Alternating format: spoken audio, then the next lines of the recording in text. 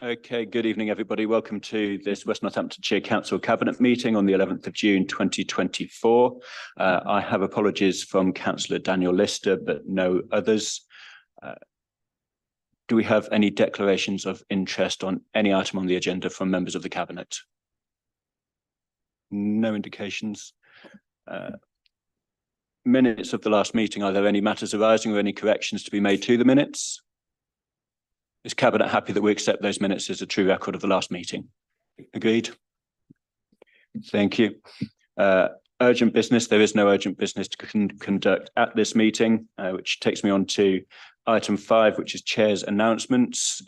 I'd like to offer a hearty congratulations to Northampton Saints on becoming champions of England, and we all enjoyed those of us who attended the welcome home celebrations in Northampton Town Centre on Sunday. And I think thanks need to go to the Town Centre team, comms, and all others involved in the organisation of those celebrations. They were supremely well attended. We think anywhere between 5,000 and 10,000 people lining the streets of Northampton to welcome home their team, and it was a great sight for Northampton and Northamptonshire. Regarding the meeting tonight, the papers at Cabinet this evening will take us from an oversight of last year's financial performance, which has seen us meet our budget yet again, to 2 important investments in 2 very different types of asset. And it's worth highlighting that without the former, the latter becomes considerably more difficult. However, because of the prudence and good management of these first 3 years, we're now in a position to consider extra capital investment in our highways, and we're able to cope with urgent demands upon our resources, such as the rack repairs at Northampton's theatres, which of course we own. Both of these decisions, I believe, will be supported by our residents and will benefit those residents and our local economy. We also demonstrate our commitment to maintaining a sustainable and effective network of public transport by bringing forward proposals to enhance our bus network and the fleet which serves that network, making it fit for the future and with a far lesser impact on the air that Northampton residents breathe. We'll also consider 2 housing-related papers as we adapt to the incoming regulatory regime in the social housing sector, and we reconfigure the Northampton Avenue campus redevelopment to ensure that the public purse is protected in light of the impact of inflation on the construction industry. And with that, we move to item 6 on the agenda, which is the revenue monitoring provisional outcome for 23-24 with Councillor Longley. Thank you, Chair. Right, well, I'm not going to delve through half an hour of numbers for you, be pleased to know, other than to point out it's on page 17, which is always the key document I always talk to, and you'll all see at the bottom of the table there is an underspend of £220,000, and that's pretty much close to break even, as it were. So you know, there's so we're very pleased with that, because at one point during the year, bearing in mind the Children's Trust deficit, which is just a little bit north of 32 million, of which our share is about 16 plus. That's quite a big number to have to, well, 17 and a half really is that's quite a big burden to bear, and also on adults as well. So we've come out very well, very pleased with that. And it's a great credit to those that have managed to hold their budgets, of which pretty much everybody else did, apart from the on-demand services. So thanks very much to everybody who did that. That's really the key number there, because of course now you've got to bear in mind now we're sort of in period 3 of the next year. I mean, Martin and my focuses are now on this year, not last year. But anyway, that's the nature of it. So I don't intend to, Chair, go through a lot. It's all in the report. Everybody's been following it all year, I'm pretty sure. And if there are any detailed questions, then I'm sure they'd already come to me before, or Martin. So I'm going to just leave it there for this evening. Thank you. Thank you, Councillor Longley. Okay, we have 5 speakers listed on this item. Councillors Holland-Delamere, Purser, Randall, Bisworth and Humphreys in that order. So Councillor Holland-Delamere.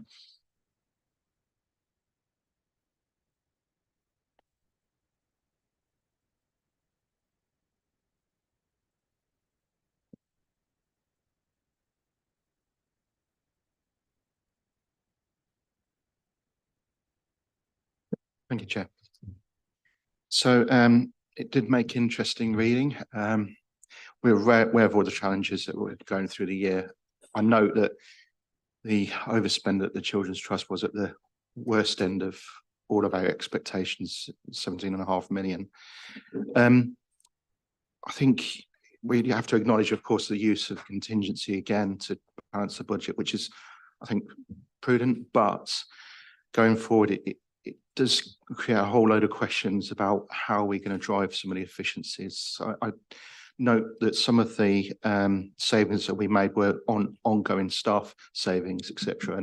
And sometimes the narrative that I read about certain items being delayed due to just not having the capacity to actually drive the transformation. And it's sort of getting to the stage where we're making the savings on the staffing costs, but we're then not driving the transformation that we need to do to actually drive some of those transformations. So I think just a bit cautious about the figures, and just a concern that we do need to be mindful of the fact that we save in one hand, but actually we don't then drive the transformation that certainly the audit report highlights as the fact that we do need to be really quite mindful of the fact that we do need to drive the transformation, especially with the better services that we all desire to see in West Northamptonshire. So thank you, Chair.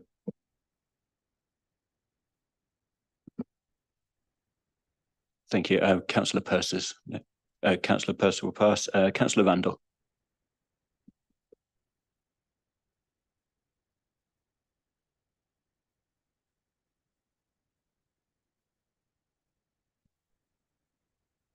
Thank you, Chair. I echo what Keith has just said. I've just got a few concerns here. So one of them was around the our car parks. Obviously, we had a big debate last year about increasing the car parking. And I just wondered, we're 400,000 down, I think, on that. Do you think that was to do with the increase, or people just not using the car parks? Because I know in the case of Daventry Country Park, I think probably it's people not using them. Or is it the case that when I have gone into some of the car parks, the ANPR isn't working and the barrier is up, so you just get free parking for the day? So I just wondered, about that one. Obviously, 5 million we're saving due to not having the staff vacancies. Do we not need those vacancies? Can we just knock them off if we've managed? Or is that going to be an issue next year when we do need to invest that 5 million to get the staffing up to the level that it needs to be? Obviously, there's always the SEND need. And even though we have got new provision, we're going to need even more new provision going forward. We've got a lot of children now being homeschooled because the provision isn't available. I don't know what the plan going forward is for that. Adults, I note that the service was given 22 million more than the previous year, and they still had an overspend of 11.1 million. So we're 33 million more in demand. How are we going to keep pulling that one out the bag? Thank you. Thank you, Councillor Vandal. Councillor Beardsworth.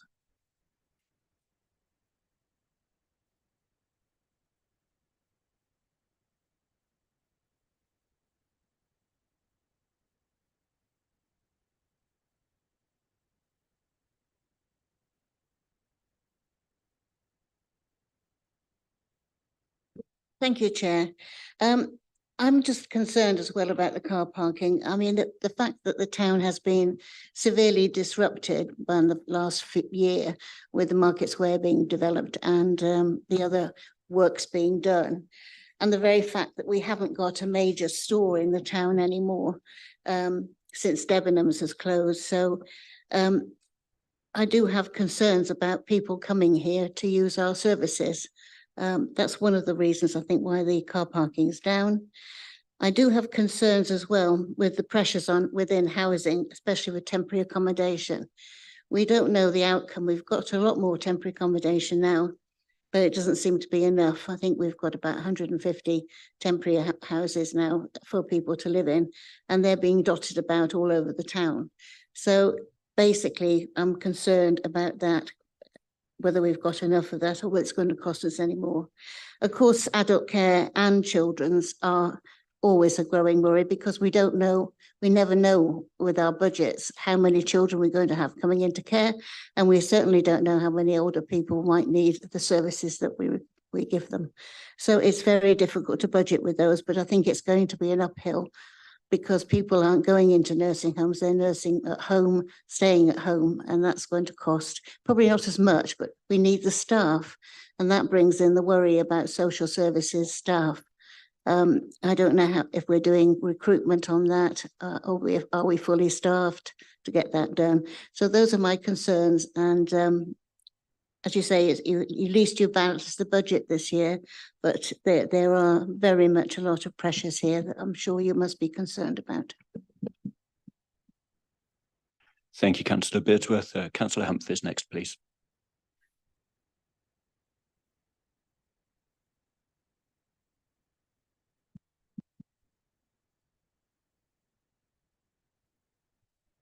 Thank you, Chair. Thank you for this report. I want to focus on the ongoing financial pressures arising from the Children's Trust. The interim auditor's annual report to year ending 2023, which should be mandatory reading for all councillors, not just audit and governance committee members, acknowledges that the council's responding positively to the rising costs of the Children's Trust by, for example, trying to increase early help to prevent needing social care and purchasing properties to provide its own children's homes. Nevertheless, the rising cost of the trust presents a significant risk to the council's financial standing. This report describes forecasting the children's costs as challenging, and the trust have raised concerns that costs could increase due to issues surrounding placements. The recommendation made by the auditor in April 2023 that the council should develop a plan to replenish the risk reserve over the medium term to facilitate future management of financial risk has not been followed by our Section 151 officer, who does not agree with the recommendation and is satisfied that the current level of reserves. While of course I fully respect his judgment, Cabinet members, I hope, have taken note that the auditor has repeated his view as a key recommendation, as in his opinion, without doing so, the council reduces its ability to deal with a significant financial event. Owing to disaggregation disputes with North Hants, the council, 3 years after its inception, still does not have a full understanding of its reserves and liabilities. How likely is a further financial thunderbolt from the trust to be such a significant event? There's a lot to digest in the auditor's report, and all members should be better briefed on the council's financial health. Can I remind you of a comment made in the LGA peer review, which another significant overview of the council's performance, which says members' understanding of the council's budget appears variable. Some senior councillors absolutely understand that reserves are reducing and budget pressures are increasing and need to be contained. However, some from broader membership do not fully understand that there are significant medium-term gaps and that reserves can only be spent once. Their understanding can be enhanced through ongoing dialogue about the future financial plan for the council, its future risks and their appetite towards it, being clear about their priorities, achievements of savings and use of reserves. Members really do need more information on these medium-term budget gaps. Thank you. Thank you. Councillor Longley, did you want to pick up some of those points? Most certainly do. Right, let's deal with where are you, Keith? Oh yeah, there you go. A couple of points you made there, Keith, and that was one on the contingencies being used. Yeah, that's what they're there for. We would hope not to use them, obviously, but we put them in there because of our expectation of issues down the line, and just as well we did, wasn't it? So that's the way we view that. I mean, it's worth noting that, you know, had the Children's Trust and the adults been, well, let's just take Children's Trust, we wouldn't go why, been on budget this year or this last year and the year before, we'd have been just in excess of 25 to 30 million cash available, and you know, what a different world we'd be sat in, but we're not. We face the reality of it. And that's where we are. So we put contingencies in for that very purpose. And unfortunately, we have to use them, but there you are, it's life. As far as transformation is concerned, well, I don't actually like the word. I like productivity is a better word, as you probably know. But if you look at page 43, you'll see that the savings booked in for that financial year were about 30 million, which we brought home about 28.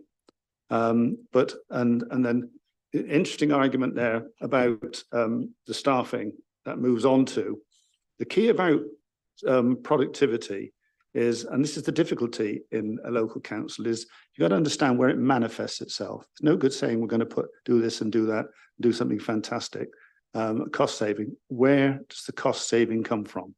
And typically it would come down to a situation whereby a process is done more efficiently. More efficiently means you don't necessarily need the people to do it. You know, it's where does it manifest? That's the question you got to ask yourself. In contractual forms, you can get it cheaper and so on and so forth. But typically, you've got to look through these transmission projects and understand that, and then you know usually know where. As far as the car parks concerned, interesting point that there's still, strange enough, there's still a downturn on the car parks, particularly in town that I'm aware of. There's still a hangover from the old COVID thing. When I come and use St. John's pretty much every day, and when I first came back after COVID, I used to be able to park on, you know, level 3, level 4. I now got to park on 8 or 9, but going back pre-COVID, I used to have to park right at the very top, depending on what time. So it's coming back, or has come back quite a way, but it's not all the way back there yet. So that's an element of that. Dealing with Sally's comment there on temporary accommodation, well, we're all agreed on that, Sally. We know, and we're doing our very best to buy our way out of it effectively. So as you well know, and I made it very plain, hopefully many times, that the capital at the moment, because we've handled the capital over these last 3 years and back in NCC day as well, then capital is not the issue. The issue is able to deliver it. So you know, keep on and then we must persevere there, because that not only is the right thing to do, but it actually saves money at the same time. So it's all good stuff. So completely with you on that one. I think we all are. Yeah. Now, interesting one here, Rosie. You've got the provisional report you're talking about there from the auditors, I understand it, and he discussed at quite length reserves, and I was hoping somebody might bring that up tonight, because we don't and didn't agree with him. We think he was wrong, and as a consequence, my colleague here on my left went to great lengths to produce a report demonstrating that, and it went to the auditor, who then revised his statements on the subject, and so we were rather pleased with that. And the opening balances, now there you have one. We actually had a deal some months ago that fell through, and Martin here is spending quite a bit of time just at the moment to close another deal, and just watch this space. You know, it's a key one. You know, it's so annoying that we can't, because we had a deal and it was reneged upon. So we're very, very upset about that at the time. But we think we've now reconvened it, and we'll see where we go on that. But watch that space on that one. And on understanding of the councillors to the finances, well, that's not a revelation to me, I'm afraid. I wish it were. I do what I can, and Martin most certainly does, to try and outline where we are, and certainly on the risks. And some people end up with a glazed look, and some take it very, very seriously and very interested. And when we go to the group meetings, I usually get a spot there where I go to great lengths on it, and I get a mixed result. And so I'm afraid it's people that I can do about that. But I'm always pleased to to try and go through it. I've offered, well, as you well know, to both parties on a monthly basis, come and have a chat about it. We go through it and tell you how it is. And Jonathan, who obviously is doing other things at the moment, comes across and he's quite good. He's quite interested. Keith, you're always welcome, you know, and if you've got any questions, just shout out. We'll do our best to answer them. And to say, we haven't got the monopoly on good ideas. Any good ideas you've got, spit them out, because it's in all our interest to get this as bright as we can. You can argue about whether there's more homes or more of this, but the finance, you only do that if we've got a solid council that does it. So anything you can input to that, let's hear it. You know, I'd say no monopoly on good ideas. So I think I've covered everything. Thanks, Chair. Thank you, Councillor Longley. The Chief Executive wanted to make a quick point. Thank you very much, Chairman. It's just a couple of points really, I suppose, of reassurance. I understand, obviously, Councillor Delamere, you raised the point around capacity for transformation. Just to remind everybody, we've been through several papers really here recently where we have invested in the SEND transformation. We've also invested significant senior and really good staff in the Children's Trust, as well as money in digital, family hubs. And we've just been through quite a detailed process as well of looking at business cases and investments, long and short term, so prevention, as well as things like digital, AI, you know, robotics, things that will take a lot of the work, or people work, if you like, out of things in order to be more efficient. And we've also, as you would expect, already started planning for next year and the budget next year and what we're going to do about that. So there's a huge amount of work going on. I think it's just worth saying as well, particularly on the Children's Trust and adults, we are actually seeing a levelling off of demand finally, which is a good thing.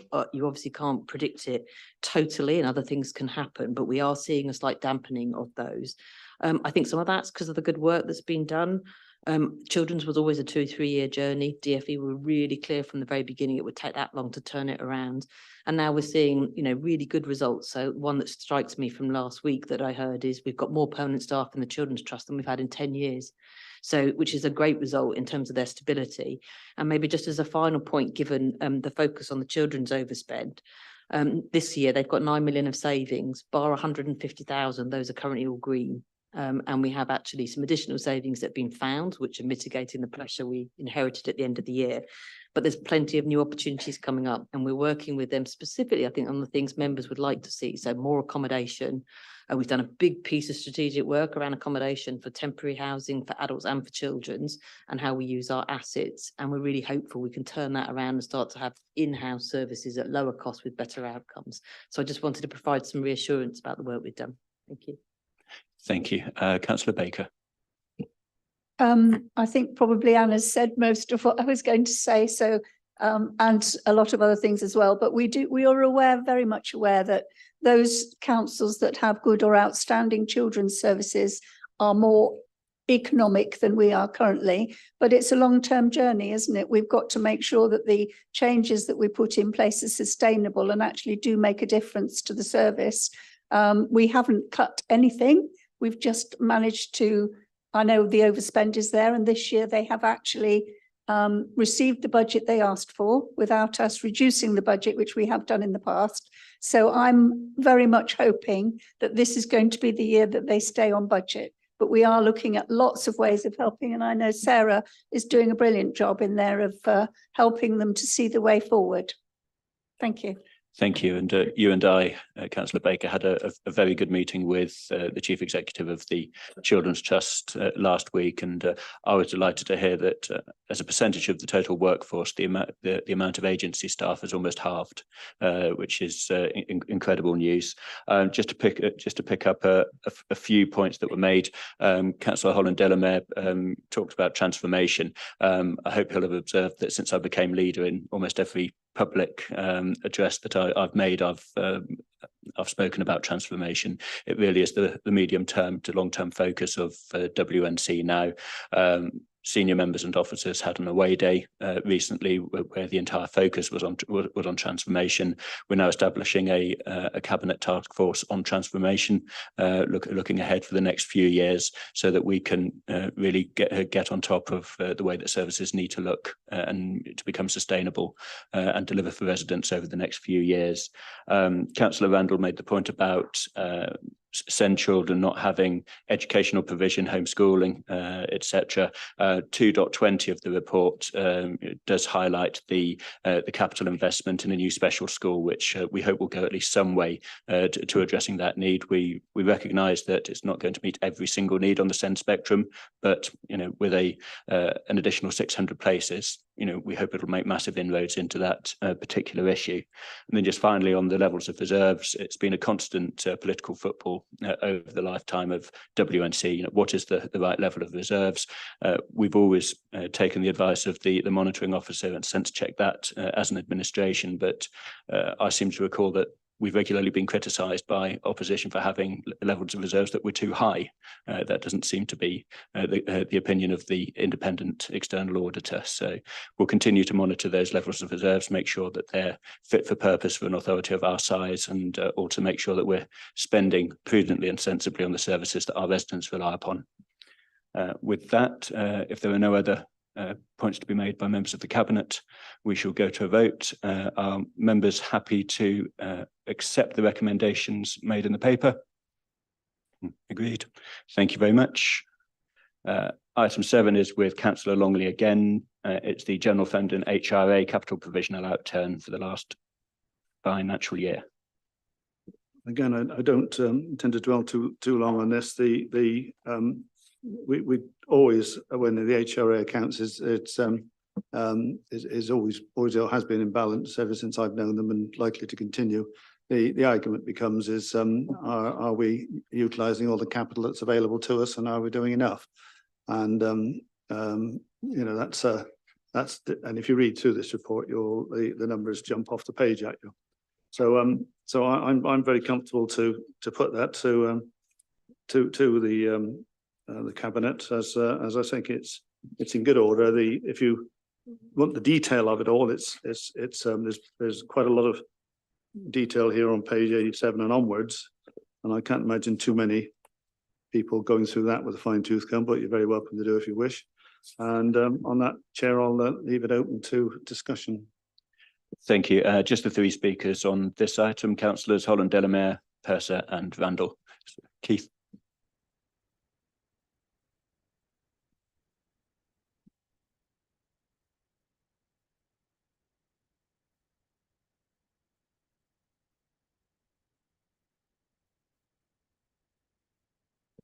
So this actually is improvement, because I remember, I think last year, we were looking at £87 million worth of rephasing of projects. So the fact that it's now 32 million this year is an improvement, but there's still certainly challenges, it looks like, in delivery of projects. And of course, there's always going to be slippage in some of these projects, but I think we recognise the areas where we still need to improve, still sort of getting to grips with what assets we own and how we're going to use those assets, and then of course then deciding what we're going to do with those assets. I think one of the concerns, of course, is highways again, just making sure that on those major projects we're on track with most of them.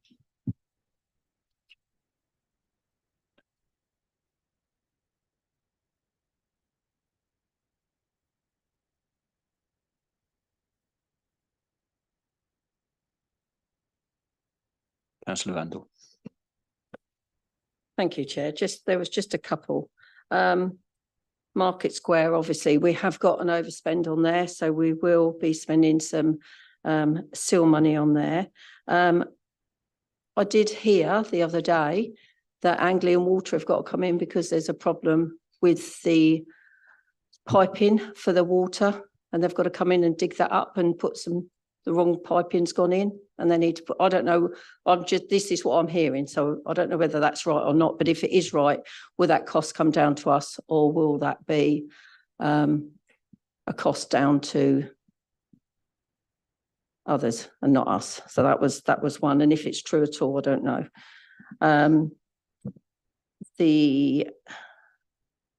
what was the other bit?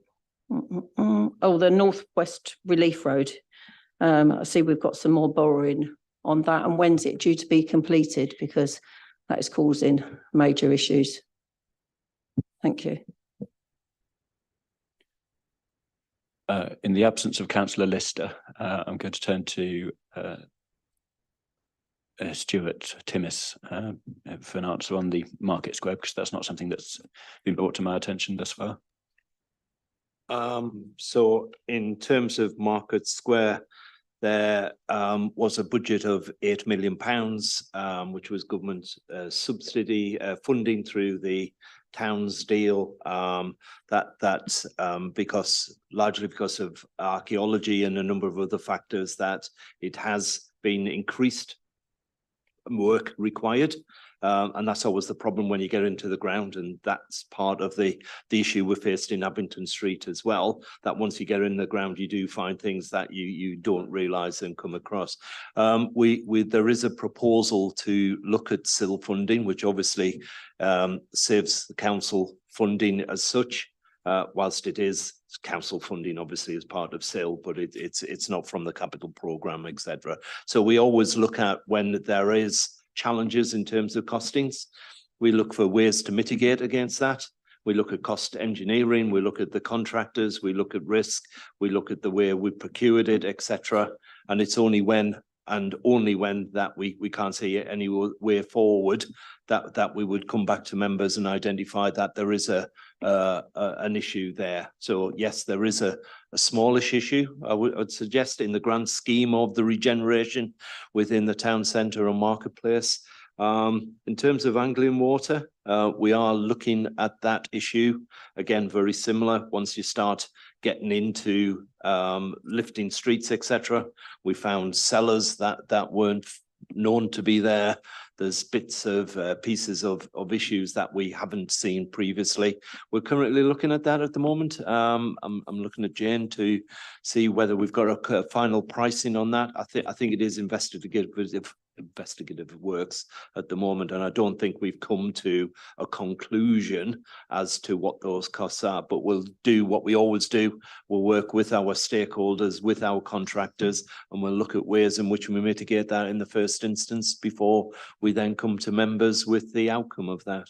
So please be assured on that. But on the specific rumour of the wrong piping having been installed during this build project, that's not the case. No, sorry, I've not heard that at all. I have heard that there are issues in terms of what we have found once we've got in there, but again, it's utilities, their plans, their diagrams, etc. But again, I will certainly go back and look into where, and maybe speak to Councillor Randall of where she heard that, and maybe try and correct or clarify as the case may be. But certainly I've not heard wrong pipes being put in, no. Thank you, Stuart. Thank you. Councillor Longley. Yeah, if you look on the report, the 2.8 million, 2.8 something like that, is actually a carry forward, not an overspend. And my recollection of it, Stuart, was that there was a combination of government grant and SIL money in the very original budget. So to the best of our knowledge, unless you know something different than we don't know, there's not an overspend on the horizon. I think people look at the original project that was identified through the Towns deal, that when it came to cabinet, I think it was that combination, etc., and that's what was approved. People do go back to 2021 and the original, etc. But again, we've had all sorts of issues and challenges as part of that. So you're correct. The very original one, that's quite a different story. Indeed. Yeah. I think we put that right a couple of years ago. Perfect. Yeah. Okay, I'll just make one polite request of our opposition colleagues, which is that when they come across unsubstantiated rumours, whether it be online or by word of mouth, that actually the most appropriate way of establishing the truth around that is to approach officers rather than throw it into a public arena such as this, which can easily set hares running, that can alarm people, or have a detrimental effect on the on public morale. So I think that's a more responsible way of addressing that sort of rumour in future, if that could be done. Thank you. Yeah, there was a comment about additional boring on the relief aid, but I don't. Does that relate to any movement on the capital programme, or is that a separate issue? We are, I mean, obviously the scale of the Northwest Relief Road is £48 million. I think it was the figure that was agreed. We're looking at the contingencies and the final costings now. I think the last time we looked at that, and this is working totals, there was a slight, and I mean slight overrun, but it was less than 4%, I think, at the time that we were talking. Sorry, I'd need to do the maths in regard to that. As Martin smiles at me, he knows my percentages are not that accurate. So, but again, given the history of Northamptonshire County Council, when I first came in here, the biggest challenge I had from members was to get a grip of capital programme, and they identified highways as one of those absolute areas to get a grip of. If we're talking about small percentages of overruns or cost increases, when you consider that that was approved in 2021 at Cabinet, we've obviously had all of the cost inflations thereafter, and we're still there or thereabouts in terms of budget. Part of the road is already opened. Sorry, Chair, there was a question of when is it going to open. Part of it is already opened, with the remainder of the road will be finished in summer. So we're very close now to the completion of that road, and talking to Persimmon, they hope to start on their bit in the coming weeks rather than months. So again, that opens up, as we know, 3,000 new houses, new school, new opportunities as part of that as well. So we're on target in terms of timescale. We're pretty much on track in terms of funding, although again, we'll make sure that members are aware of that final total when we get there. Thank you. In that case, then the recommendations are at paragraph 2. Are we happy to accept those? Agreed. Thank you. Item 8 is the bus service improvement plan with Councillor Lowett. Thank you, Chairman. This paper basically asks Cabinet to note the work undertaken to update our bus service improvement plan, BSIP as it's commonly known, and agree to delegate authority to the Executive Director for Place and Economy, in consultation with myself, for us to agree the final BSIP prior to its submission to the DFT tomorrow. Tomorrow is the deadline. The BSIP is our local bus strategy and details how we will deliver the national bus strategy for England in our area. And a draft of the new BSIP is included within the report as an annex. To secure release of bus grant funding for 24-25, we have to submit this refreshed 2024 bus improvement plan by tomorrow. Next month, Cabinet will be invited to agree consultation on our new local transport plan, and the BSIP that we're considering aligns with this new draft transport strategy. And following adoption of the new local transport plan, we will update the BSIP again in 2025. The BSIP includes a new bus vision and explains what we will do to improve local bus services and grow bus patronage. Based on the funding we expect to receive this financial year, we have included details of what this will be spent on. This has been agreed with our bus operators via our enhanced partnership. The package of initiatives aims to grow bus patronage with a focus on supporting new and enhanced bus services which have prospects to become commercially viable in the future, and hence less dependent on future public funding support. The fact is, we don't know what funding is available after 24-25. Department of Transport, the BSIP also provides information on proposals for future years, which, as I say, are currently unfunded. So there is aspiration in there as to how we go forward and develop bus services once we know what funding, if any, will become available. The DfT requested information on this to inform their discussions with Treasury on the future funding allocations. And we expect to hear the outcome of this later in the year following the election. Thank you, Chair. Thank you, Councillor Lowett. We've got 3 speakers on this item, Councillors Holland, Delamere, Beardsworth and Humphreys.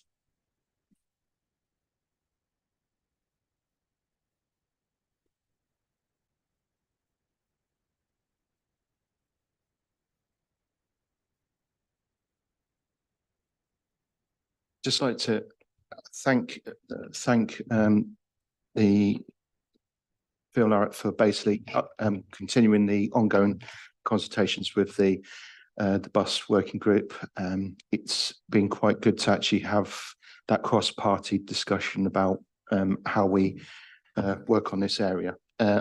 Certainly the team have, I mean, from having no staff on the bus team to now having the required complement of staff, it certainly makes a difference to actually be able to have a draft that actually has a lot more meat on the bone than the first original draft that we looked at 3 years ago. And I also thank the consultants for their work on this as well. Recognise the challenges that we've got on bus usage. It's certainly noticeable how differently the whole entire sector is at the moment post-pandemic. We've still got a lot of work to do in terms of getting passenger numbers back up. I mean, there's quite interesting, makes quite interesting reading about the operators' concerns about lane enforcement and personal safety at bus stops. And I was attended one of the workshops specifically on the bus shelter improvements that we're hoping to do as an area. I think for me, there's still the major concerns are around the fact that at the moment we've got the £2 cap in place, and I do have concerns about affordability, in particular, actually, in the rural areas. The fact that, you know, pre the cap, you'd have looking at about £7 to £9 for a journey. At the moment, you've got the £2 cap. So the differences in affordability do vary between the town and the outside areas. By the town, I mean Northampton and the other areas. So we've really got to watch that affordability gap. It was, as I've mentioned before, it was quite stark, the change when Uno left, and affordability for families on the monthly passes when they doubled. That again is a real concern. That's within the urban areas which were previously served by Uno. As a council, it's definitely quite difficult when you have basically 95% of your market controlled by one operator. Yeah, we'll work with them, but it means that we end up being dictated to on what is deliverable, and that's really a concern that I have in terms of just how we're going to really change the narrative on how we get people transitioning from their own cars to buses to improved public transport, which has an environmental benefit to all of us, and particularly in the 75% usage within the Northampton area. I recognise the real important we've got of, I've said it before, you know, the fact that you've only got 8 buses a day coming between Northampton and Towcester, and don't get me started about Towcester to Brackley, because that's even worse. You know, it's stark how the inter-town West Northants towns routes really do need a great deal of improvement. So thank you again, and still a lot of work to do. Thank you. Councillor Beardsworth.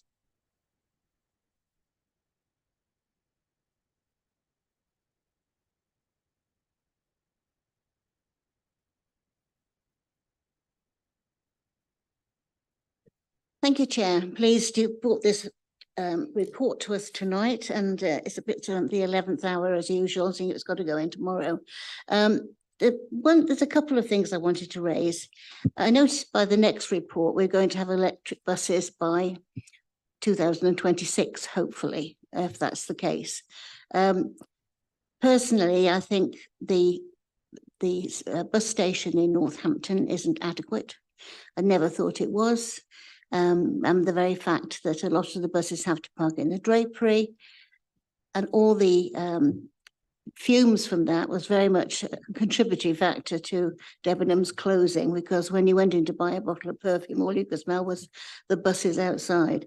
So it really is, it's been a bad investment, that bus station.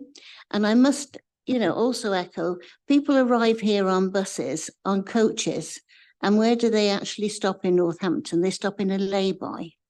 There's a porter toilet, and they have to walk then down a dual carriageway to get to the bus station. It really is something we really ought to look at, because it doesn't send the right messages for anybody coming to Northampton that they haven't got anywhere decent to arrive at or leave by. So maybe that could be looked at as well. I'm pleased to see some things are doing for the rural areas, but it's not a lot. And we really need to do more, because these are the people who need to get into work, to school, to college, all the things that they, and even just come in a couple of times a week to do some shopping, those sort of things. I think it's a good report, but it needs a lot more doing in Northampton particularly. I can't speak about the other areas because I don't know them as well as I know Northampton. But to get people back on buses, I just think it was a shame we lost the park and ride at Buckton Fields. I think that would have been a real asset for people to park up there from Kingsthorpe and that area, and Brixworth, to come into town on a bus. But that was decided to go against, so that was unfortunate. Thank you, Chair. Thank you, Councillor Beardsworth. Councillor Humphreys.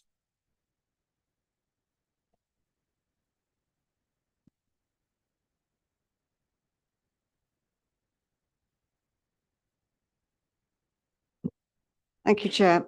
Thank you for this report. This is in the main an aspirational plan for improving bus patronage, as there is, of course, no known BSIP funding after 2025. Measures to return current services to pre-COVID levels and restoring passenger numbers to pre-2018 usage can only be welcomed, as are the decarbonisation objectives and proposals for park and ride car parks, which perhaps my colleague Sally wasn't aware of. Given that bus patronage grew by only 9% between 2022 and 2023, lower than the national average of 19%, doubling the patronage by 2030 looks an extremely ambitious target. As regards the promotion of concessionary, more usage of concessionary fares by residents, I understand that some months ago, officers were doing some costings on extending the scheme to travel at any time of day, in particular for disabled residents of working age. Councillors Chantler, Duffy and myself, plus attendees of the Disabled Persons Forum back in October, were fully supportive of this proposal when it was discussed there. I would be interested to know if there's any update on this. It would certainly mean a lot to a young man in my ward who contacted me, worried that when he finished college, he wouldn't be able to use his bus pass during commuting hours.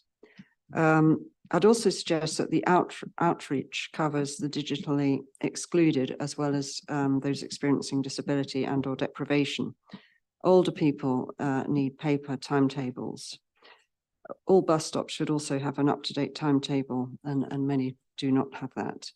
None of the measures seem to address ensuring that there's sufficient capacity for peak bus times, For example, the X7 is often full at peak hours. I believe that capacity issue was going to be assessed in the plan. And finally, I simply suggest that at paragraph 2.5, the description of commercial services as being supported by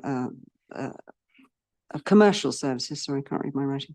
Description of commercial services being supported by the council should be changed to invested in. This would make the language consistent with the local transport plan draft, which the BSIP is being developed to align with, of course. Thank you. Thank you. Councillor Levitt. Thank you, Chairman. And we've had, as well as the enhanced partnership, we have had the cross-party working group, and Keith's been a member of that since its beginning. And the work that they put into this process has been really good. And I thank the members of the working group for that, as well as Keith thanked our staff and the consultants who've all had really good input. I think several members have mentioned this, is where we are and where we need to get back to. And we're post-pandemic, we're still nowhere near the back to the numbers we were pre-pandemic. It's very challenging, and that has got to be a priority to get more people onto the buses, and in particular get the numbers back up. And it's very challenging, as I say. Keith referred to the £2 cap, and yes, while we've got that, I think we're in a good position to encourage people onto the buses. But post the cap is very, very worrying. And Keith talked about some figures. Well, if you have to go back to real cost, then fares are going to be really significant and out of the reach of some people, and very off-putting to encourage people to use the bus as an alternative option. So I do share Keith's concern about where we're going post cap and how that is going to affect bus patronage. I think when it comes to bus services, obviously inter-town services are very, very important. And that even comes out in studies undertaken by EEH. And I think it's not just linking Northampton Toast to Brackley, Daventry, etc. You take Brackley, for example, there's much need for connectivity with Silverstone, Buckingham, Milton Keynes. So we've got to look at it, I think, wider than just on the basis of West Northamptonshire, and work with our partners in those other areas to get the services that provides the connectivity that is needed in these outlying areas such as Brackley, Deanshanger and other areas as well. So I think that's very important. Sally talked all about the bus station and coaches and everything else, and I don't disagree with the fact that when you come to Northampton on a coach, it's not the most welcoming facility to arrive at. And I think it's fair to say, Sally, this is all being looked at within the as part of the Greyfriars development, and we need to really come up with a plan that addresses all these issues that you referred to when that development comes forward. But we are actually looking at that. Yes, we do need to do more for rural areas, as several people have said as well. And we are actually doing some study. We're doing a study in Brackley at the moment, a consultation study, to identify the services that people in Brackley and the outlying areas want. And we will be taking that similar surveys elsewhere in West Northamptonshire in due course, so that we can actually understand for ourselves what it is people want and the connectivity that they want to see going forward, and then build that into revised plans in the future. It is aspirational, and we can only be aspirational because we don't know the funding. If we knew we had a 10-year, 5-year funding stream, we'd be able to do a lot more and, be more positive and about delivery as opposed to having aspirations. Bus stops are important, and we are looking very much at bus stops, and there is a project that's being looked at now, and we're currently out to tender on a contract for bus stop provisions across West Northamptonshire. And we need to make sure that bus stops are fit for purpose, have appropriate shelter, have appropriate information, and are appropriately lit. So, don't think bus stops aren't part of the strategy. It is something we're working on. And capacity issues, I'll just touch on. You referred specifically to the X7. I'm fully aware of the problems with the X7. And it is a major issue because by the time the bus gets to Brixworth, it's full up and people can't get through to Market Harbour and Leicester. The problem is we've got massive height restrictions around Market Harbour, and we can't run double deckers. If the bus company could run double deckers, it would be fantastic, but it's physically impossible. But that said, Stagecoach, and we do discuss it with Stagecoach quite regularly, and we're looking at what options may be available. But it is on the agenda and it is being looked at. And on that note, Chair, I recommend the recommendations at section 3 of the report. Thank you, Councillor Lowerton. Actually, I think it's worth just focusing on the aspirational nature of the plan for the moment, because it means that actually if and when new funding comes along in the future, we've got the broad outline of what we want to do with that funding already in place.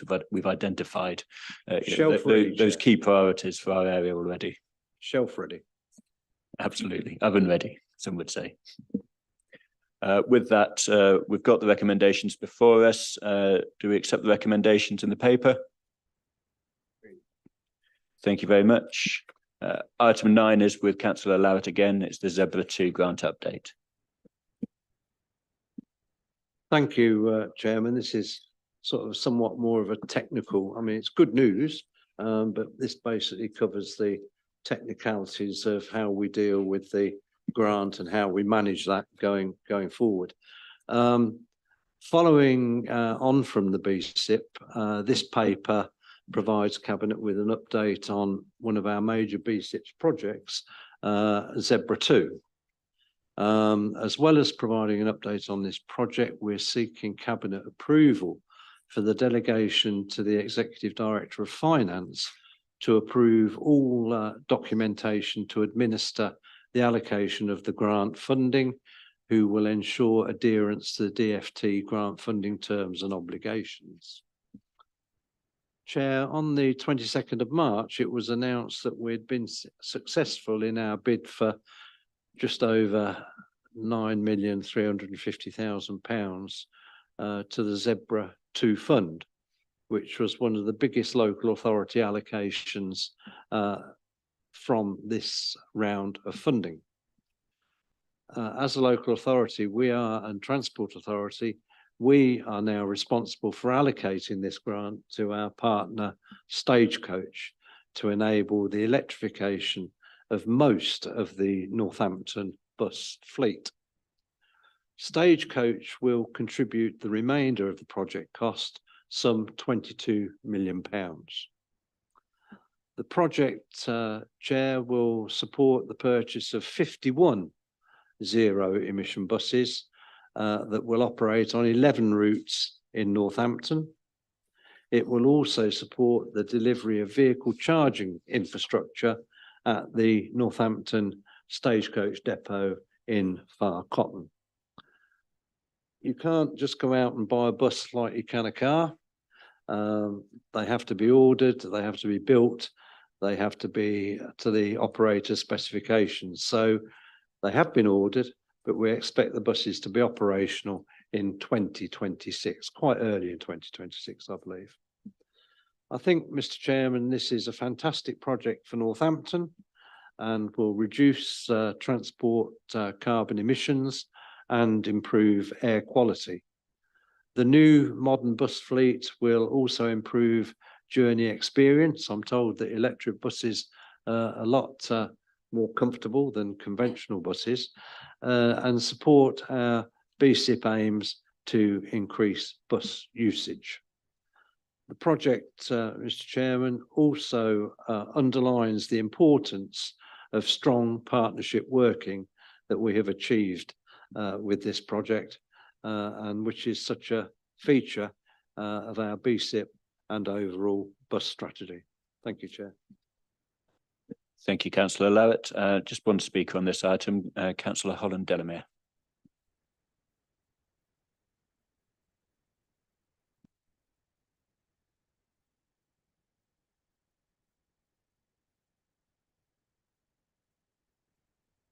So I do remember when we had the briefing from Councillor Larratt's portfolio some time ago, where you asked about the new buses that Stagecoach were going to bring in summer of last year. And when I said that they weren't electric, they were going to be diesel. And of course, they didn't roll out until October, November of last year. I remember you looking quite disappointed. So I credit probably you for being probably one of the major driving forces behind this initiative, which I really do welcome. It is a really good improvement for our area. When you consider that Leicester last year had 90 electric buses, and by the end of this year we'll have 140.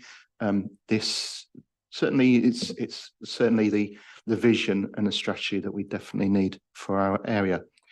Again, we've got an issue with 95% of our network with Stagecoach. So the fact that we are encouraging them to invest for the first time after those 12 buses in 51 new buses is an improvement, given the fact that our average age of buses in the town is 8 to 12 years.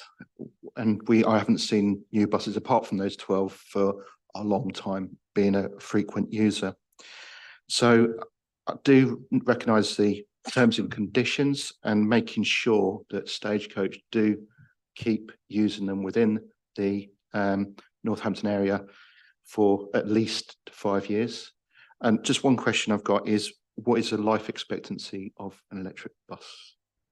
So given the fact that, of course, with 10, 12-year-old network, that's a question for you. Thank you very much. So we've got one further speaker, Councillor Pritchard. Oh, sorry.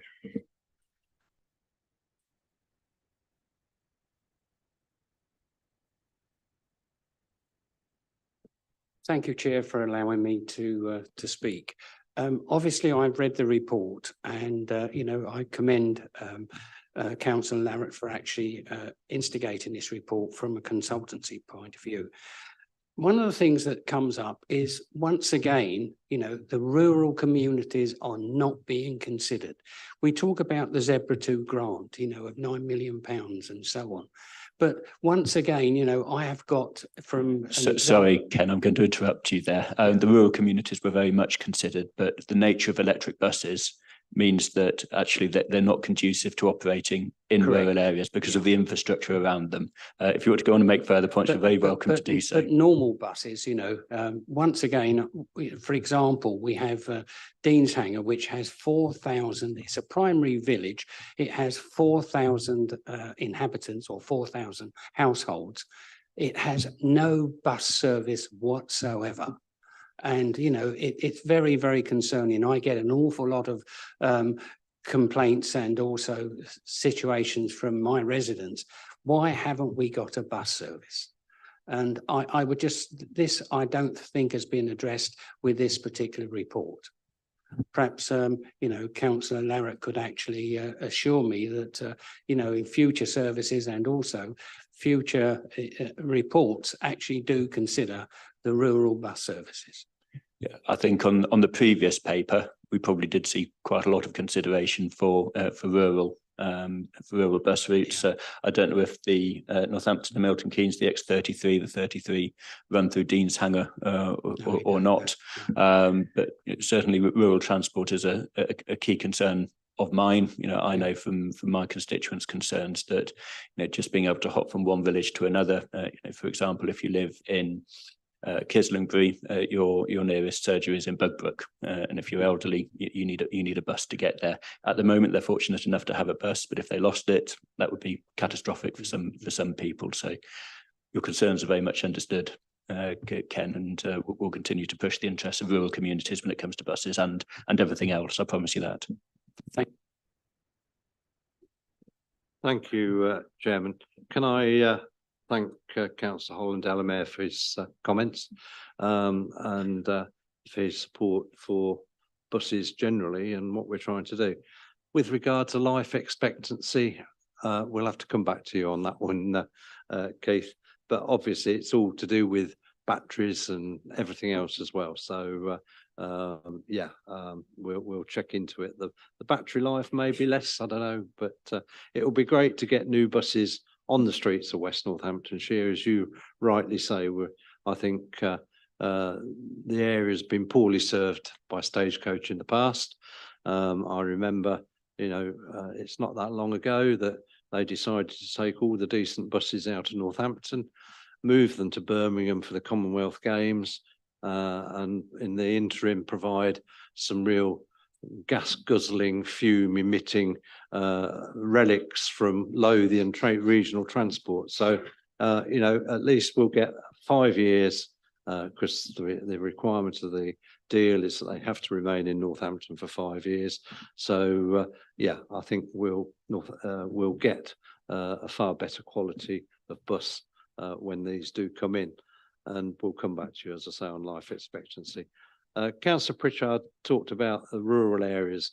We are very mindful of the rural areas. We're looking at demand related transport. I'm going to visit Essex in the not too distant future to see some operations that they've got going on there, where you dial up your buses. Similarly, we're working very closely with our community transport partners into encouraging them and working with them, and even providing them with new vehicles. So a lot is going on. But the leader is absolutely right. Electric vehicles don't necessarily work in rural areas. And in actual fact, we did look very much at and had demonstrations and everything of electric gritting vehicles. Excellent idea, but unfortunately, you take West Northamptonshire and all the routes, there wasn't one route, apart from perhaps one in Northampton, that would sustain an electric vehicle and provide the charging requirements that would need during the gritting process. So unfortunately, that was something we couldn't go ahead with, very much wanted to go ahead with, but was just not feasible. And the same applies for buses. But I am aware of the situation with Dean's Hanger. I mean, there has been problems with a particular operator in that area.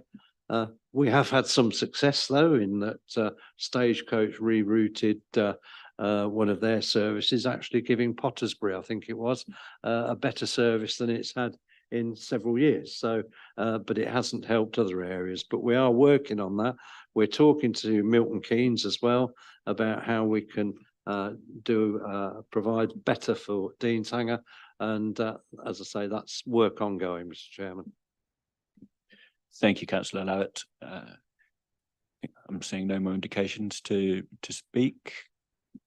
In which case, the recommendations are before you on the paper. Are we all happy to accept those recommendations?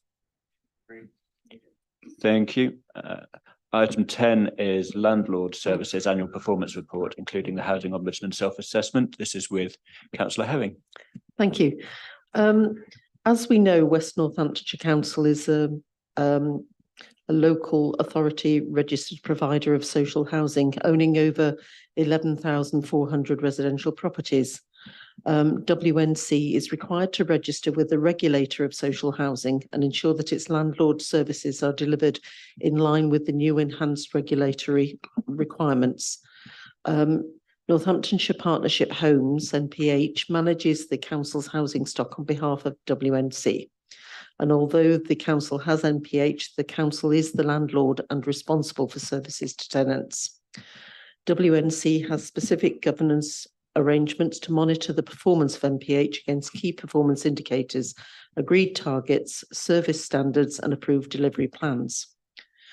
The performance of NPH against the agreed key performance indicators, the KPIs for 23-24 financial year, are outlined in Appendix A. There are 10 measures achieving or overachieving the target, 2 measures within agreed tolerances, and 9 measures which have not been met and are outside the agreed tolerances. WNC will be working in 24-25 closely with NPH to ensure that we have a set of KPIs that reflect current requirements and the new regulatory regime. And we see improvements to those measures which have been not met the target. We're also required to have a tenant satisfaction measure, which was introduced by the regulator of social housing in April 2023. WNC as a registered provider are required by the regulator to collect and process information and annually publish the performance.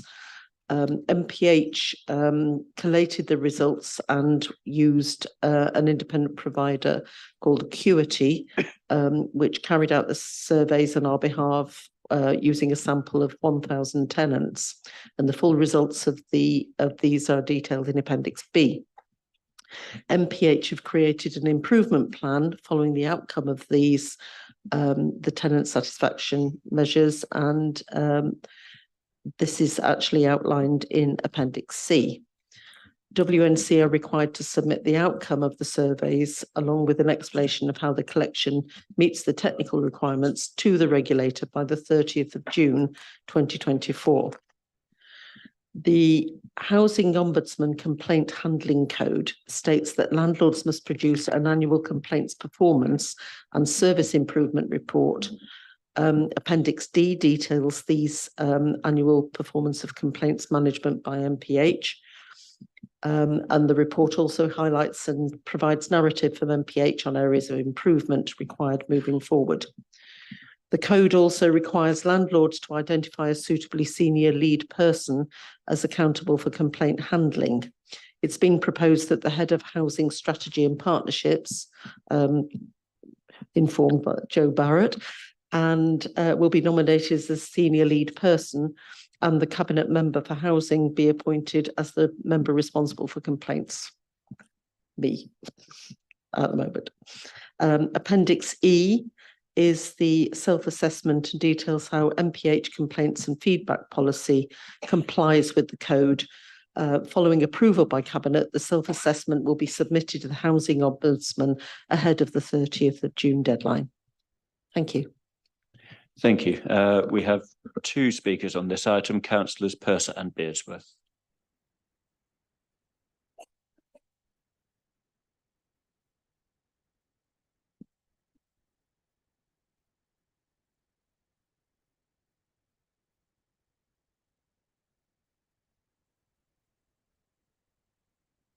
Thank you. Can I welcome Councillor Herring to her very demanding cabinet post?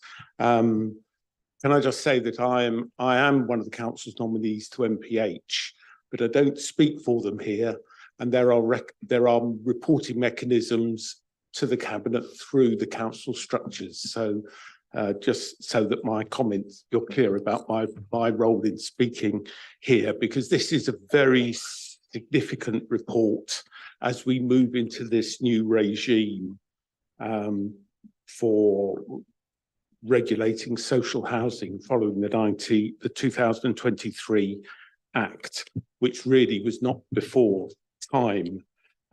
It's both a self-reporting regime, but also an inspection regime. So we will come to be inspected in the not too distant future. I mean, it's right that tenants can expect high standards for their houses, good quality housing, reports, repairs done on time, and a proper, good, effective complaints procedure.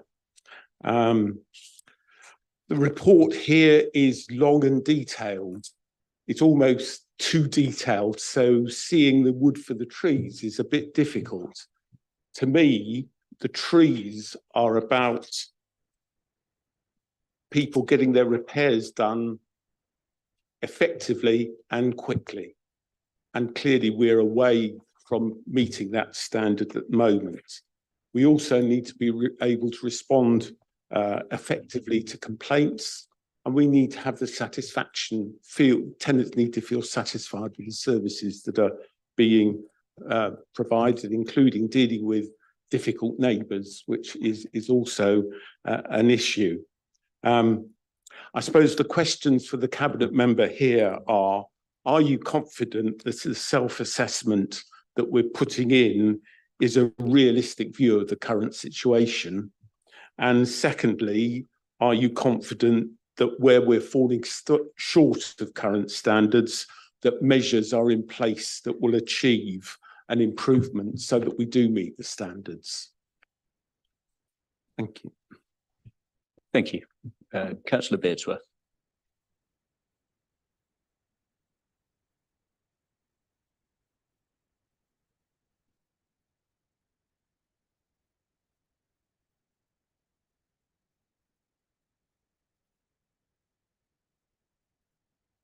I'd also like to welcome the new portfolio holder and hope we can work together well to see if we can get better services for our tenants.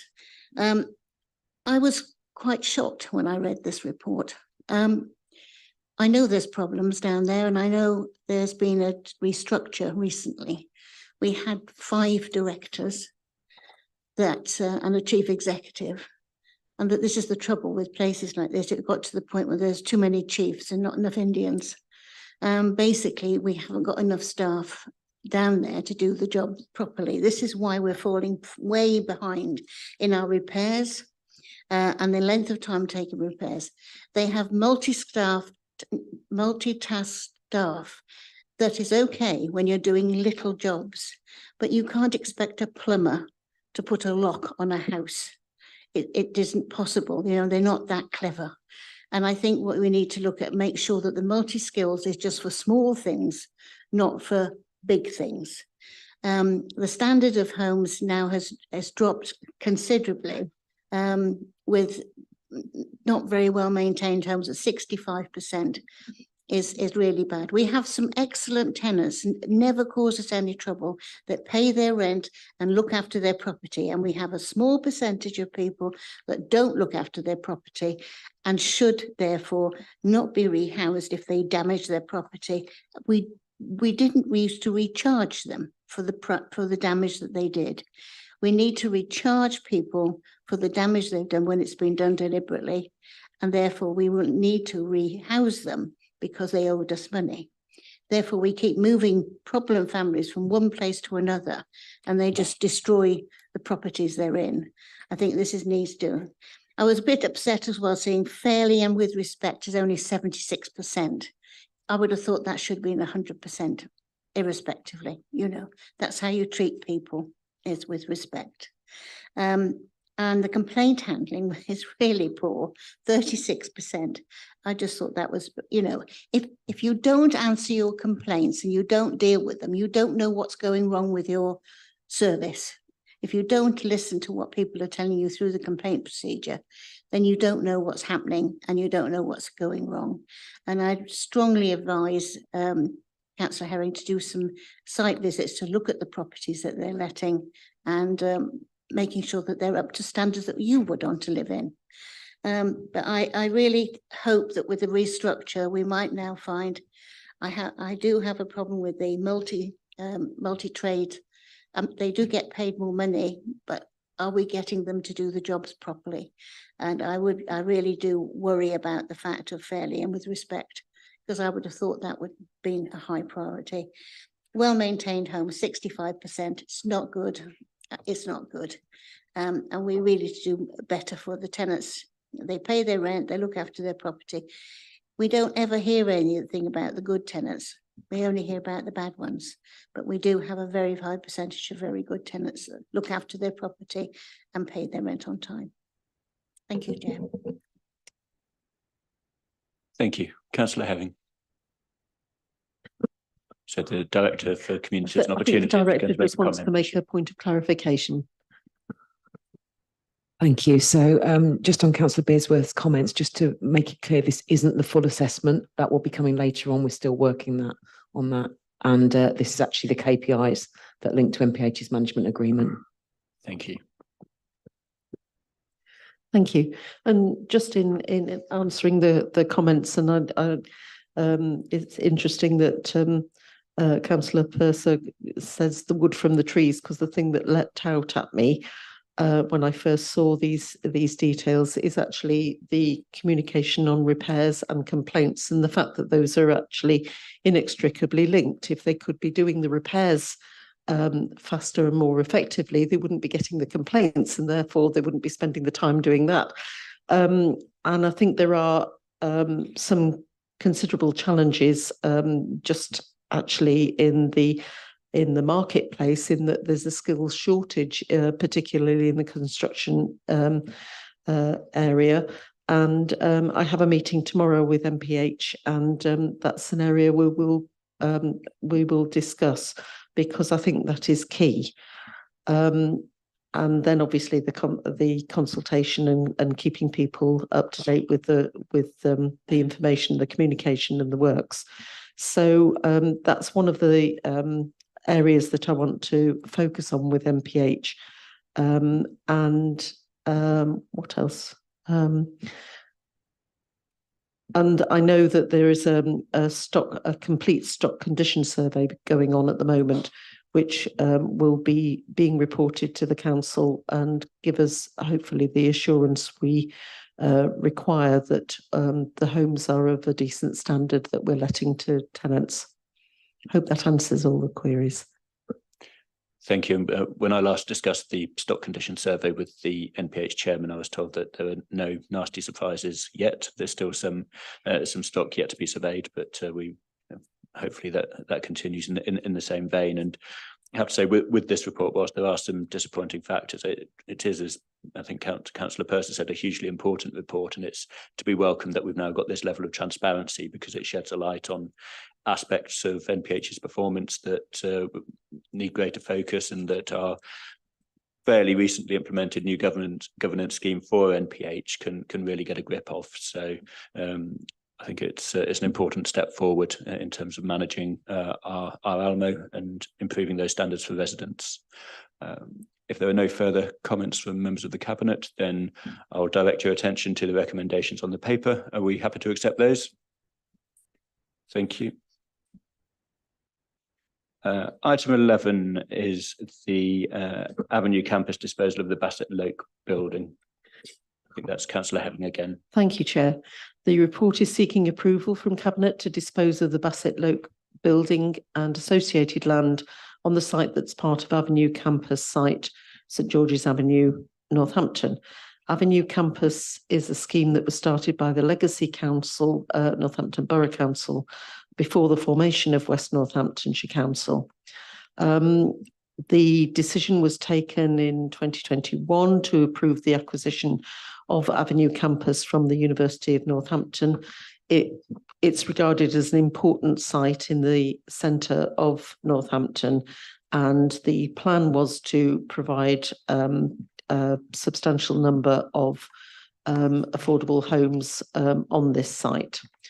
Subsequently, due to the time delay between the permission and now where we are in 2024, there's been a lot of pressures on the construction industry and the costs, and it's no longer financially viable in the form that was previously agreed. So there is a decision to be made, and the council has been approached by the college to purchase the Bassett Loke building and the Quinton, the associated adjacent Quinton building that was former student residence block. And the disposal of this building is recommended to help improve the financial viability of the rest of the scheme. The proposal is the disposal would be via an off-market disposal, subject to the offer being suitably in excess of the formal Red Book valuation of the site, therefore demonstrating that the offer exceeds the value the council could reasonably have expected to achieve on the open market. So that is a summary of what's being requested. And then the other parcels of land will then be the subject to some further reports that come forward to the Cabinet in the following months. But this is important to actually improve the viability and minimise the loss to the council. Thank you. Just one speaker on this, Councillor Purser.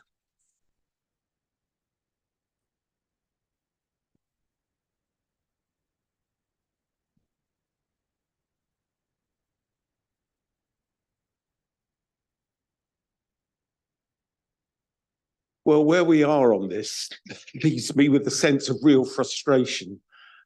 This is a project that I think has suffered through the creation of WNC and the transfer between authorities. And I think somehow along the way, we've lost about 3 years on this project. I realise it's a complex project. And I realise the difficulty about the funding regime under which Homes England operates. But surely, if we got a publicly owned piece of land historically and public funding to make social housing, we can do it. It ought to work. There shouldn't be viability problems because the whole thing should be set up to be viable. That's what it's about. It's a brownfield site. Why can't it work? It just frustrates me that we've got a system that seems to defeat us in doing what we want to do. So that's where I'm starting from. There are no figures in this report. I wonder why the decision was made not to bring this as a pink paper to Cabinet. Because yes, that would seem to be perhaps the way we should deal with disposal of assets. And I do want to be assured that at the end of this, we are going to end up with social housing, because I'm really concerned across the authority that housing developers' prime function is not to meet housing needs on our housing needs assessment. They're there to make commercial, for their commercial benefit, making profits, which they do very effectively. But they do that at the expense of us being able to house people who have real housing needs. So I really hope that the end result of this is not that we provided housing within the commercial sector that doesn't meet the needs of people on our housing waiting list. So I really want assurance that we're working towards providing social housing, not affordable housing, because the way affordable housing at the moment is not affordable to the people in the greatest housing need, that we provide social housing that really meets the needs that we know very well exist in this area. Thank you.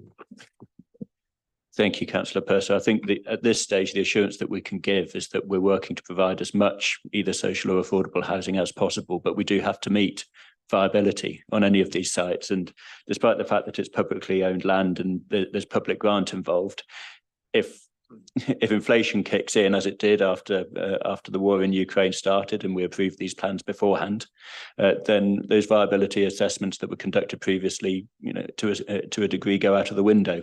Very sadly, and they have to be reassessed further down the line.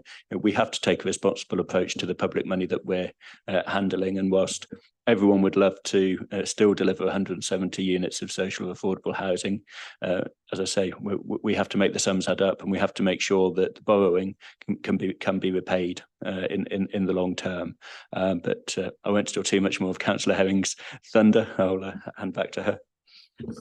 I think you have put it very well, and obviously the whole of the council is geared up. I know Councillor Purser is passionate about this subject, having sat with him on many planning applications and have heard him speak. And we are equally passionate in doing all that we can with all the sites and all of our capacity to try and deliver as much affordable and council-owned homes as we possibly can.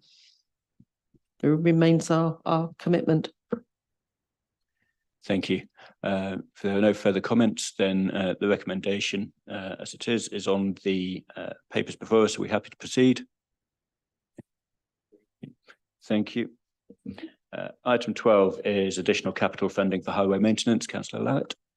Thank you, Chairman. I don't intend to say a lot about this because it is a matter for council to decide, and all we're doing this evening is recommending that full council to provide an increase in the capital budget, capital programme of £10 million, and that will be a matter for full council to decide. So I'm sure that this matter will be fully debated at the next council meeting. But just to say, Mr. Chairman, we all know the problems we have with highways.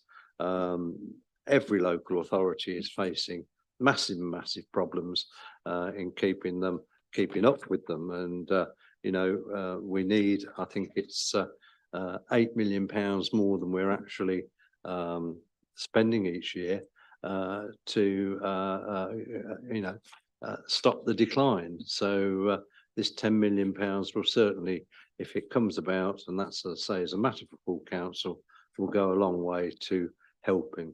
So I'm just happy to refer this to full council for a decision. Thank you, Councillor Lowett. We do have 3 speakers on this. Councillors Randall, Beardsworth and Humphries.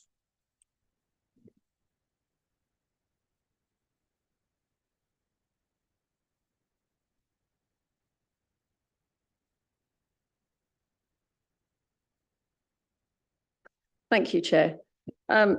I was very confused reading this paper, so I hope that you're going to be able to help me out on this one, because obviously it was about borrowing from capital, but then I thought capital was a one-off, and then this seems to be an ongoing amount of money that we're going to need, because reading in the report, it does say that additional 8.8 million will be required each year. That's a hypothesis. It's around how much would be required to maintain the quality of the roads at a certain level. Right, okay. And then it also says that the additional cost to the authority's revenue budget for undertaking this work will average 470k. Is that the amount of interest we'll be paying by borrowing that 10 million? I got not just interest, capital repayments and interest inclusive. But then does that mean then that we'll have that much amount for the following year?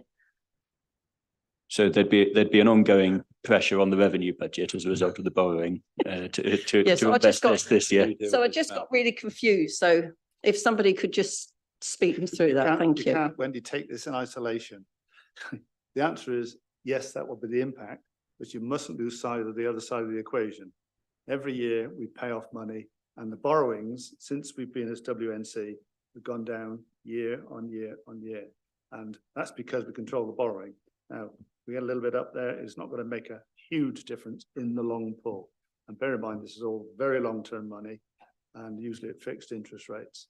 So therefore you inflate it away. So you've got to look at the total picture. If you've got half an hour, I'd love to spend that with you, tell you about it. And the only other thing, You I want to thought- do that, so that's- and the only other thing I thought was, we've only set the budget a few months ago, so why now? Why didn't this come about in April? That was all. Because when you get to the year end, that's when you start making your adjustments. You know where you are then. And we made the decision that we could put this in the capital budget. We'd have loved to put it in the revenue budget if we could, but that was never going to happen with the situation. So therefore, we went to great lengths to establish via auditors and that it could go in the capital program. We all know the need for it. Question is how you do it. And you can only do that when you know where you stand. And that's why it's a year end sort of thing. Couldn't do it before. Councillor Bearsworth.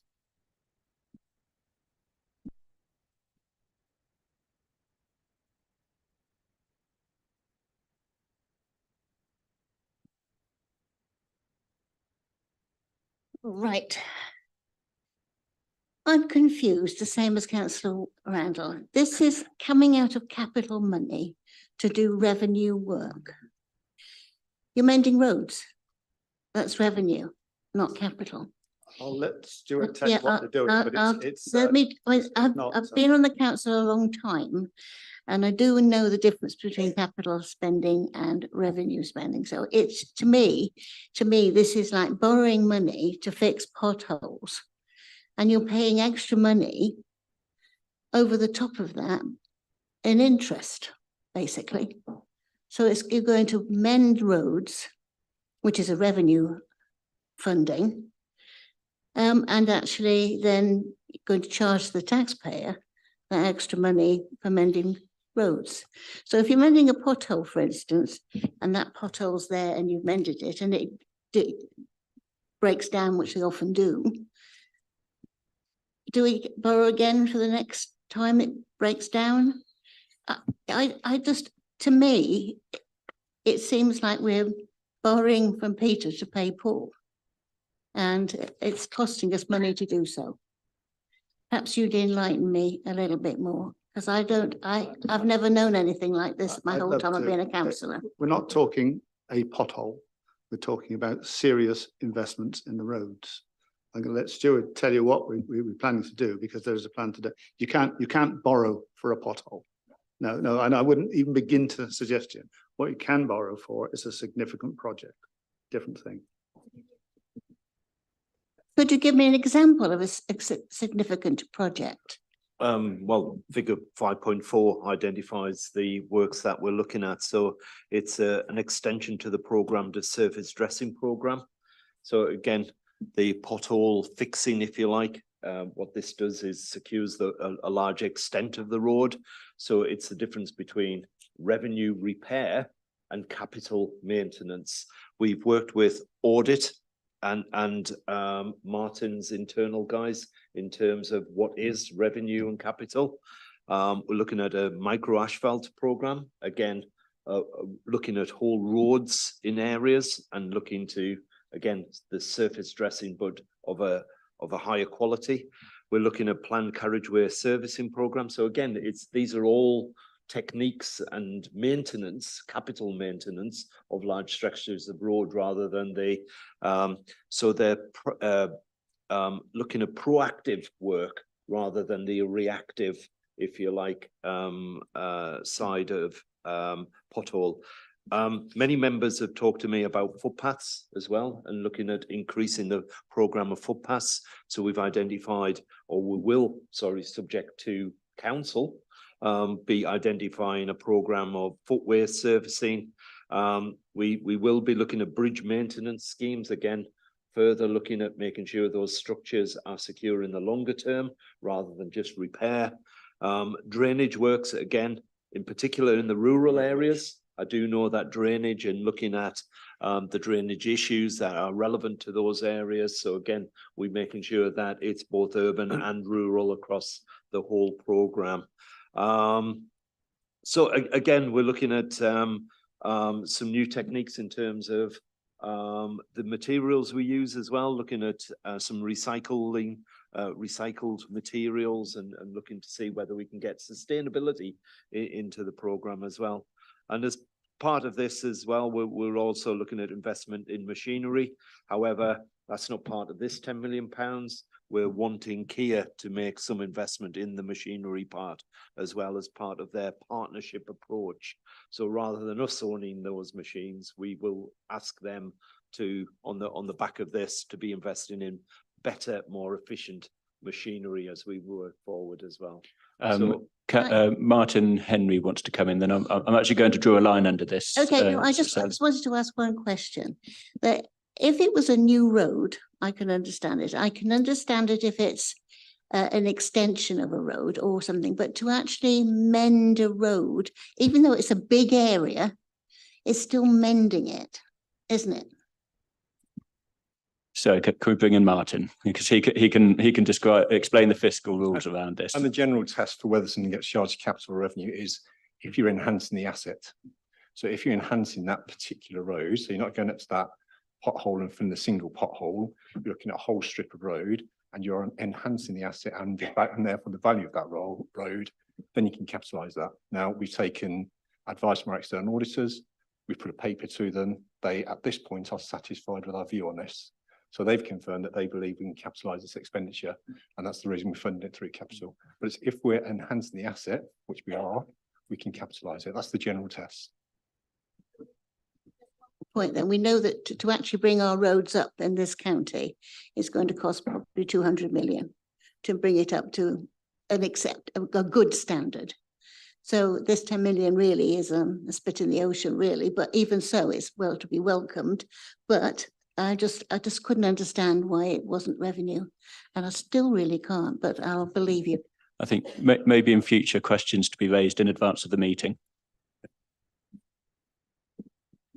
Councillor Humphries.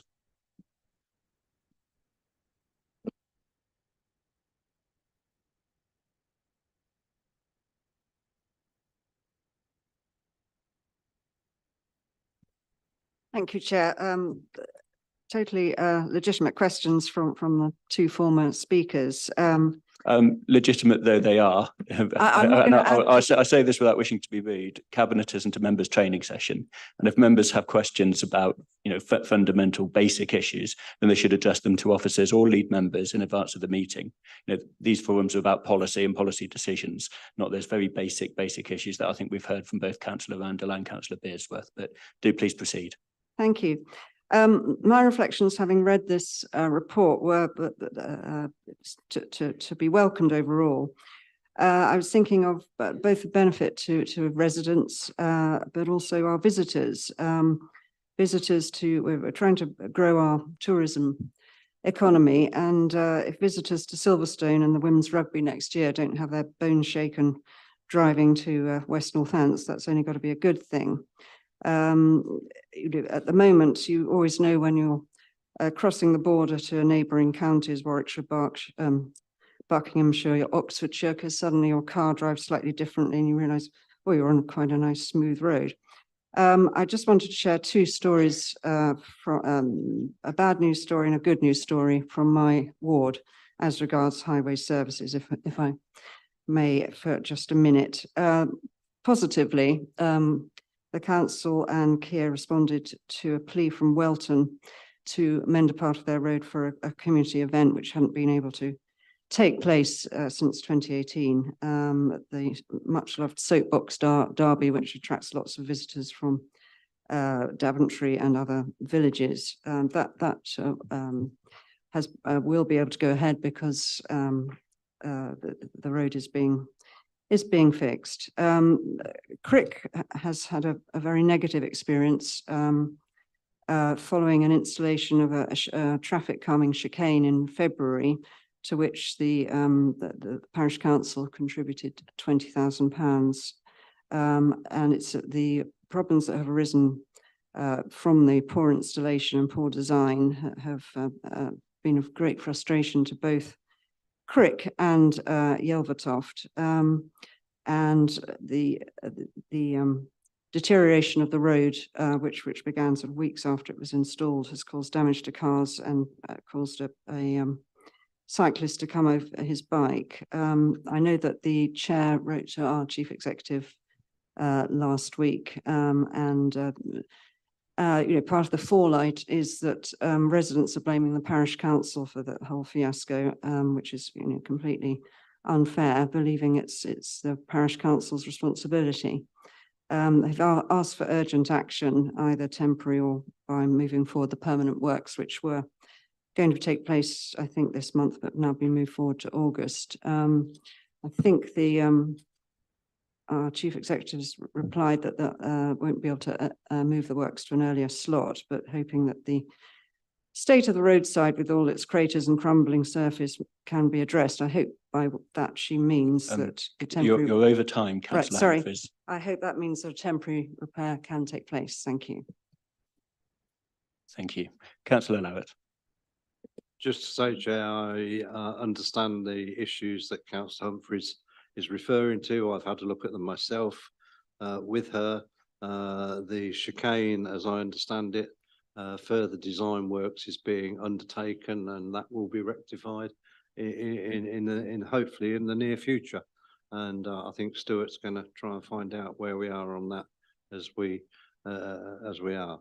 But yeah, that is an issue. But getting back to the paper in hand, I hope everybody's had the issue of capital and revenue, etc., explained adequately. But as I say, this is a decision for council, so I'm happy to move the recommendation that we recommend to Cabinet Council that the £10 million for additional work on the highways. Thank you, Chair. Thank you, Councillor Lowett. Are we all agreed? Thank you. Finally, item 13 is Royal and Derngate Theatre VAC remediation works, which I think is Councillor Longley. Yeah, thank you, Chair. Well, you're all very familiar with the RAC issue that's been around the country, I'm sure, so I won't bore you with all that. Basically, it comes down to what we're going to do at the Derngate. And you've got to bear in mind that we, as a council, own the Derngate, and we have landlord's responsibilities anyway, which involve resolving the RAC issues. Now, we've got three options here, although there are only two in the report. The first option is to do nothing. That's why it's not in the report. That's not going to happen. We'll be aware of that. So you end up with two options really of how best to fix the problem. And I won't go through the detail of them. They're there in the early paragraphs. And one's a 1.1 million. The other one's a 2.3. 1.1 will fix the problem for decades, but not forever. And the 2.3 is a new roof. Well, we don't want to be doing that at this stage, we don't think, because it'll also impact the revenues of the Derngate. I think the point that comes out of this for me is that we need to support the Derngate, and we believe this is the best way to do it. So on that basis, Chair, I'll leave everybody to have their own views.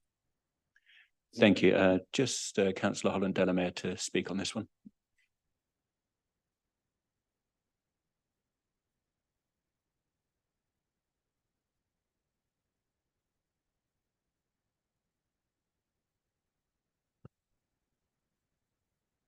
Recognise this needs to be done. We are the landlord. It is our asset. We need to do something about it. So, I mean, everyone knows how important the Royal and Derngate is to the whole entire region, not just West Northampton. It's definitely one of our key attractions to bring in visitors and tourists to our area from the whole entire region, not just West Northampton. So that's crucial. Just one question. Bearing in mind, of course, the sustainability agenda is a roof. Are we aware of any impact on potentially future projects to put photovoltaics, solar panels on a roof, and how that could impact, etc. on that? So just, are those being taken into consideration as part of this works? I don't know is the answer to that. But this isn't a replacement of the roof, don't forget, Keith. This is a support system, quite different, which is why it's cheaper than the other. But I'll be very interested to find out, but I don't know offhand. But I will ask the question. Thanks for bringing it up. I would imagine that any consideration of PV panels would have to take into account the load bearing capabilities of the enhanced structure. So, you know, if and when the opportunity arises, we'd have to do that work. But any other comments from cabinet members? No. We're happy to accept the recommendations before us. Thank you very much. And that concludes tonight's meeting. Thank you very much.